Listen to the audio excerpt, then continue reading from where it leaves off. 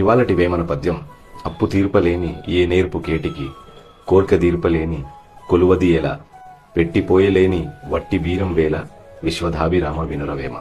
చేసిన అప్పు తీర్చే శక్తి లేనప్పుడు నీకు ఎన్ని విద్యలు వస్తే ఏంటి, నువ్వు ఎంత గొప్పవాడివైనా వ్యర్థమని. రెండో లైన్లో కోరిక తీర్చలేని కొలువది ఎలా, ఏ కోరికలు తీరడానికి ఉద్యోగం చేస్తున్నావో ఆ కోరికలు తీర్చలేని ఉద్యోగం చేసి ఏం లాభమని.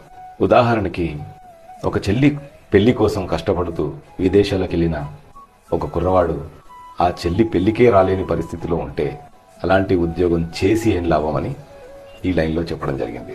మూడో లైన్లో పెట్టిపోయలేని వట్టి వీరం వేల అంటే కుటుంబాన్ని పోషించినప్పుడు గొప్పలు చెప్పడం, డంబాలు పలకడం లాంటివన్నమాట.